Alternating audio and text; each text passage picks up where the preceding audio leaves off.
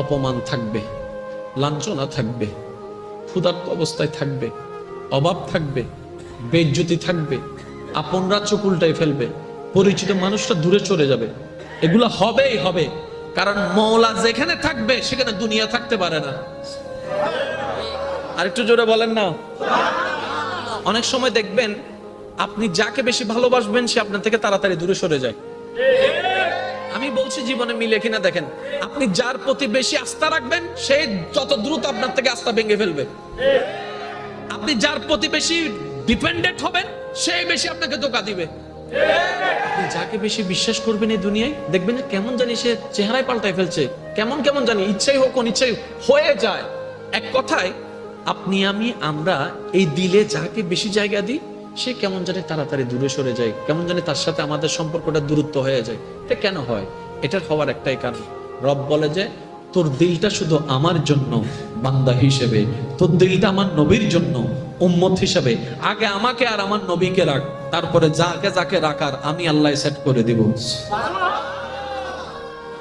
আমরা যখন ওই সিস্টেমটা না মেনে ডাইরেক্ট দুনিয়ার দিকে চলে যাই, ওই দুনিয়াটাই আমাদের কষ্টের কারণ হয়। তারপর আমরা একটা ডায়লগ মারি, এই দুনিয়াতে বিশ্বাসী মানুষ নাই, এই দুনিয়াতে বিশ্বাস করলে ফিটে চুরি খাইতে হয়, এই দুনিয়াতে এমন করলে সব। এই অপছন্দ করা মানুষের কথায় কিংবা কাজে আমাদের দিলে মাঝে মধ্যে একটু আঘাত লাগে না? প্রথম কথা মনে রাখবেন ভাইয়া, এই দুনিয়াতে আপনি আমি যতই যাই কিছু করি, চট্টগ্রামের ভাষায় যদি বলি কলিজা কাইটেও যদি খাওয়াই দিই, খাওয়ার পরে বলবে যে লবণ কম হয়েছে। কলিজা খাওয়াইছেন এটাতে বলবে না, ওই লবণ কম হয়েছে এটা ঠিকই বলবে। এই পৃথিবীর একটা নিজাম, একটা নিয়ম হচ্ছে আপনি আমি হাজার চেষ্টা করলেও পৃথিবীর সবাইকে খুশি রাখতে পারবো না, এটা অসম্ভব।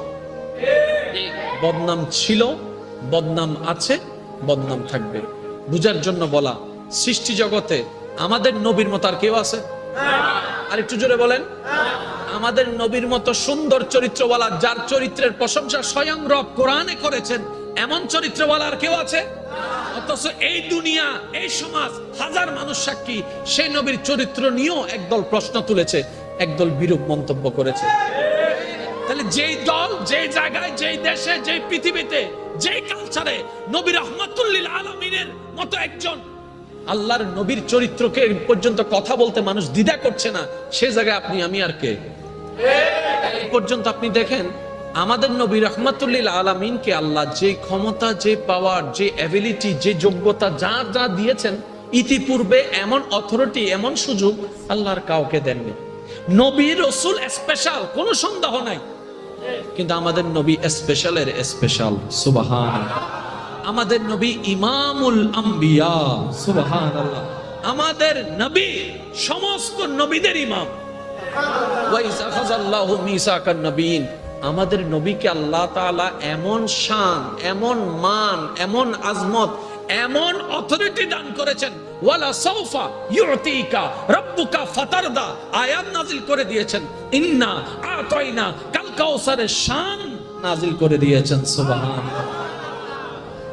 ওয়ালাল আখিরাতু খায়রুল লাকা মিনাল উলা বলে বর্তমানের তুলনায় আপনি নবীর জন্য আমি আল্লাহকে এক সেকেন্ড পরে যে ভবিষ্যৎ সেটাই কল্যাণকর বানিয়ে দিয়েছি। সুবহানাল্লাহ। এরপরও নবী মক্কায় থাকতে পারে নাই, এরপরও নবী মক্কায় থাকতে পারে নাই, কিন্তু একবারও আল্লাহকে আফসোস জানায় নাই, ও আল্লাহ আমি না তোমার হাবিব, আমি না তোমার বন্ধু, আমি না ইমামুল আম্বিয়া, আমার কেন এত কষ্ট?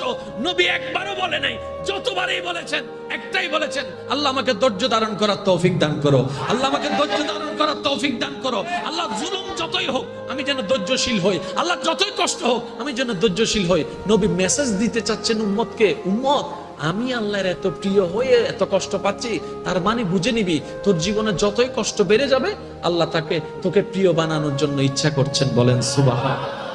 কখনো ধৈর্য হারা হইস না রে উম্মত, যাই হোক আল্লাহর উপর ভরসা রেখে এগোতে থাকবি, দেখবি আজকের এই ধৈর্যে এক একটা ইট দেওয়াল হয়ে দাঁড়িয়ে যাবে, ওই দেওয়ালটা তোর শত্রু আর ভাঙতে পারবে না, জয় তোর আসবেই আসবে, আসবেই আসবে, আসবেই আসবে, কারণ ধৈর্য ধারণকারী কখনো পরাজিত হয় না। বলেন না সুবহান। আল্লাহু আকবার। অনেক কষ্ট নেবেন না, কথাটা একটু শুনতে অসুন্দর লাগলো, বুঝার জন্য। শয়তান সবসময় জিতে কেন জানেন? আমরা বলি না শয়তান জিতে যায়, শয়তান জিতে যায়। শয়তান জিতার পিছনেও কিন্তু একটা ক্লু আছে, যেটা আল্লাহ আমাদেরকে দিয়েছেন, কিন্তু আমরা নিতে জানি না। শয়তানের একটা বড় গুণ আছে, বুঝার জন্য বলা। সেটা হচ্ছে শয়তান কখনো নিরাশ হয় না, যে সবসময় ধৈর্য ধরে থাকে।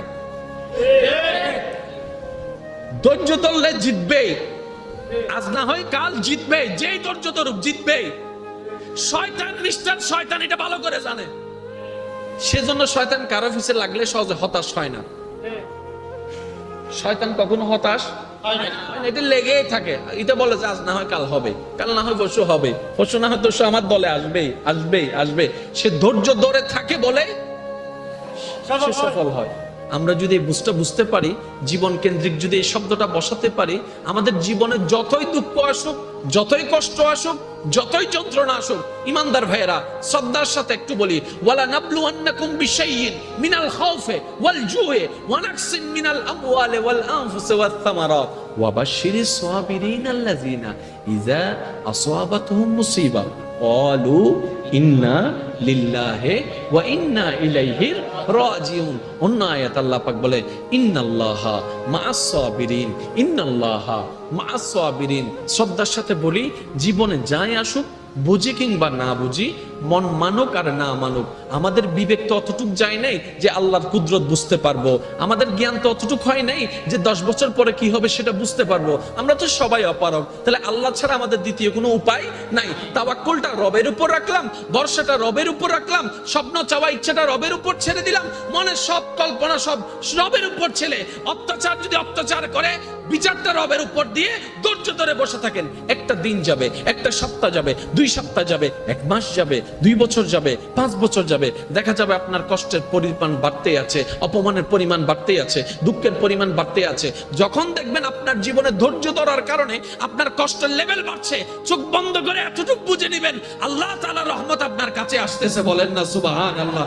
আল্লাহ আপনাকে নিজেই গাইডলাইন দেওয়ার চেষ্টা করছে। যখন আপনি দেখবেন জীবন চলার পথে আপনার আপনজনের আপনাকে ছেড়ে চলে যাচ্ছে, আপনার কাছের মানুষরা আপনাকে ভুল বুঝতেছে, যাদেরকে আপনি চেয়েছেন পাশে থাকবে, বিশ্বাস করেছেন আপনার পাশে, কাউকে আজকে পাচ্ছেন না, ফোন দিয়েও কাউকে পাচ্ছেন না, কাউকে থেকে হেল্প চেয়ে পাচ্ছেন না, কাউকে কাছে চাচ্ছেন সেটাও পাচ্ছেন না, কোনোভাবে হেল্প না হোক অন্তত হাতটা ধরে আপনাকে বলবে চিন্তা করিস না, আমি তোর সাথে আছি, এমন বলার মানুষ পাচ্ছেন না। তখন বুঝে নেবেন, যখন আপনি দেখবেন আপনার আশেপাশের পরিচিত মুখ আপনাকে ভুলে যাচ্ছে, আপনার থেকে সরে যাচ্ছে, তখন চোখ বন্ধ করে আলহামদুলিল্লাহ বলে এই বলে খুশি হবেন আল্লাহ আপনার থেকে সবাইকে সরাই দিচ্ছেন, যেন আল্লাহ স্বয়ং সরাসরি আপনাকে সাহায্য করতে পারে। সুবহানাল্লাহ।